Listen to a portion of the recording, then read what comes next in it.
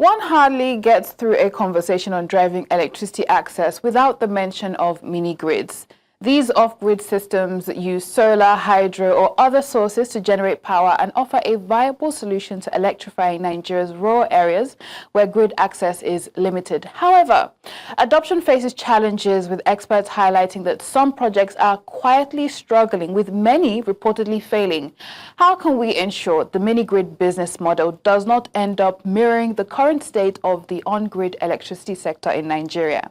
Experts believe successful adoption requires supportive policies, community involvement, and sustainable financing models. Joining us to give perspective to the conversation is Chinenye Ajayi, Managing Counsel, Power and Infrastructure Practice at Olaniwun Ajayi LP. Thank you for joining us this morning. Thank you, Joanna. It's my pleasure. Yes, and I did share that article with you that basically said that some mini-grid projects are failing, and we're seeing mini-grids, the drive for adoption, especially with the Rural Electrification Agency. So what is the data, saying, and why are these mini-grids failing? Now, maybe we should just maybe backtrack as to why we have mini-grids, on the front burner today. And that's because currently the national grid can't get to certain communities, and it's not even economical to do so because the communities are kind of dispersed at different places, and the cost of getting the national grid to them, may not make economic sense. So hence the need for mini grids. And yes, currently there are about 173 mini grids in Nigeria. Yes, and truth, certainly a lot of them are suffering a lot of challenges, and that's because majorly is the financial viability of this project. And this goes to some underlying issues that sometimes many project developers do not pay attention to. A major one amongst them is accurate data. Because when it comes to building mini grids, one key driver for sustainability is data. So it's important to first and foremost understand the energy demands of the community. And again, it is not a one-size-fits-all, so it differs from one community to another. Right. And because, again, these communities have never used electricity before, so sometimes it can be difficult to really understand what their energy demands are. It's so difficult to understand what the growth potential is, right? So it's important, again, to pay attention to the community, right, what their demands are, what's the growth potential, and very critical as well, what is their capacity to pay. Because what we find is that initially when you bring this project on, they're excited to take it on. But over time, as they begin to pay, you find out that demands begin to drop. And then that begins to affect the economic viability of the project. So you said as they begin to pay, demand begins to drop. So that's suggesting affordability. That's another issue around tariffing system. Exactly. Affordability is very key because, data shows that about people who live in rural areas spend about 5 to 10% of their household budget on energy, meaning that sometimes they prioritize things like food and other basic needs ahead of energy needs. So what we find is that when you bring these mini grids, they're excited, they're happy to turn on their televisions, but by the time they pay the energy bills, 2 months, 3 months, then they begin to cut down demands. Except where the project developer begins to think, much more broadly, to look at what are the productive use, what are the things we can do to ensure that the members of the community use this energy for productive use, essentially economic use. For instance, things like fish drying machines, rice processing machines that can enable them generate money or income from the use of electricity, so that the money they generate from these machines or businesses are then used to pay for the electricity. So we're talking about empowering the communities so they can be more productive with the power that is supplied to them. Exactly. And so is this to say that the tariffs that are handed through these mini grids are affordable? If you look at it, broadly speaking, they are actually affordable. It's just the communities that may not have the financial capacity. Or are the tariffs more expensive than on-grid systems? So the present data shows that the tariff is actually around 200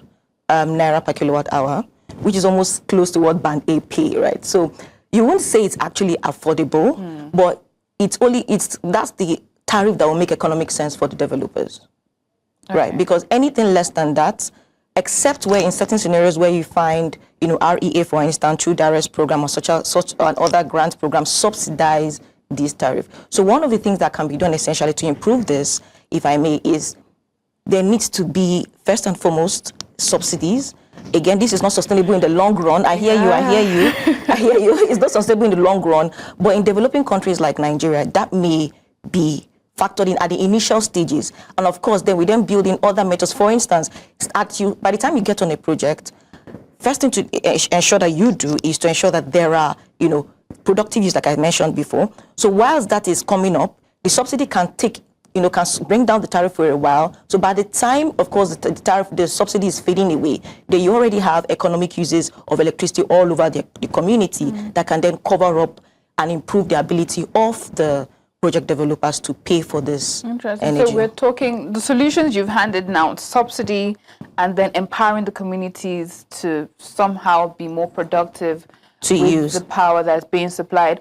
But we also know that, although they say many cooks spoil the broth, there are other stakeholders involved, aside the investors, the regulators. Is there, what current regulatory framework is on ground to enable the system? Do we need more work, more regulation, or not over-regulation, to manage, the mini-grid sector? Yes, so currently we have quite a robust framework for mini-grids in Nigeria. We have the mini-grid regulation of 2023 that provides for, the structure around how to build mini-grid. So the regulations are fine, but then there are a few things that may need to be, considered further. If you look at the mini-grids regulation, for instance, emphasis is placed a lot on the geographical location, the technology. I think beyond that, it's important to look at the commercial viability of this project before they are approved. Because really, not even every community can be served by mini-grids because they are small and probably sparsely located, such that mini-grids can't work. So they then step them down to a lower level. Maybe things like standalone solar systems can serve those kind of communities. Because for the fact that a community do not have power doesn't mean mini-grid serves them. For mini-grid to work, the sizing of the community is very important. Energy demand is important. The capacity to pay, the willingness to pay, the intermittency or the patterns of their income needs to be considered, right, in order to be able to properly build or sustain a mini-grid. So I would say the regulators need to pay attention to that in terms of approval process, go beyond the technicals, go beyond the geographical location and look at the commercial viability before approving. So you don't have a scenario where investors have poured in money on the project and then later run down the line, the project is nowhere to be found. So that's something to consider. Another point to consider again is in terms of, incentives or things to attract investors. I remember attending the conference sometime and I remember one of the potential investors was speaking to me. He was like, my challenge in investing in mini-grid in Nigeria is that the maximum cap is too small. Currently, the regulations provide that the maximum cap for mini-grids is 1 megawatt. And for some investors, 1 megawatt is very small in terms of economic sense for their investment. So it might be useful to consider, increasing the cap so that we have much more investors that are interested in larger scale projects come in. So that's also something else to think about. And of course, other things like, incentives or cost, again, we know most of these products are imported, right? In terms of cutting down on the custom fees and all the other things associated with that.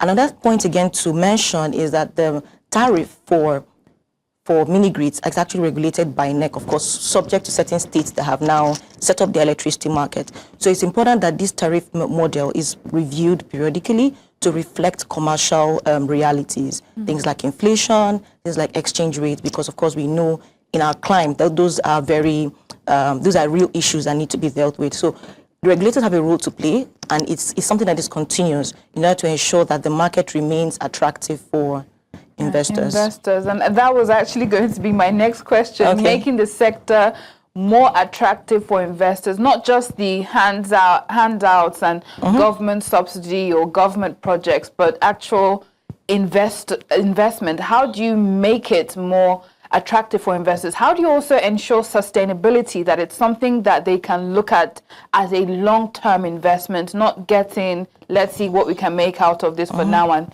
just head out? Yeah, so another thing the government can do, which is something I was just checking out just before we got on the call, on the show, is different models, right?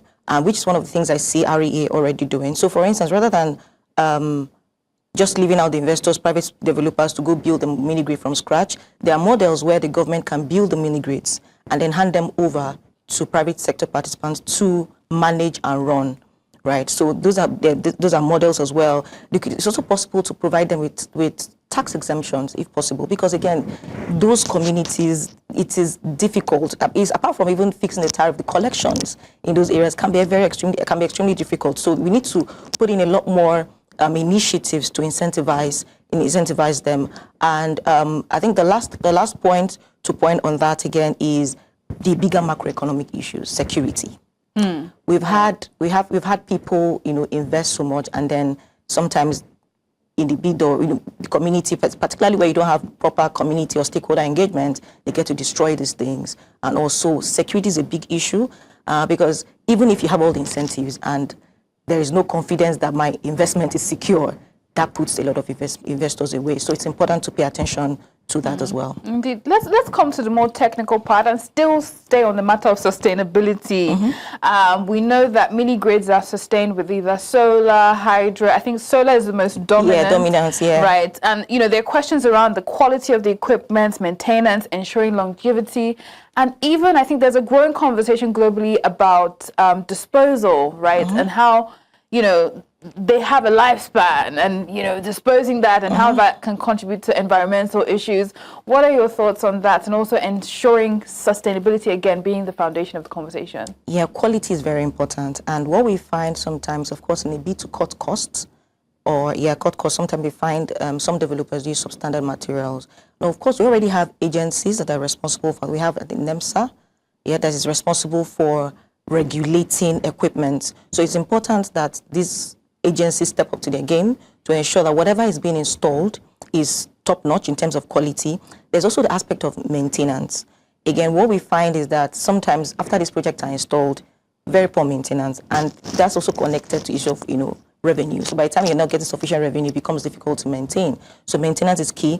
And then another very critical point, you mentioned is recycling.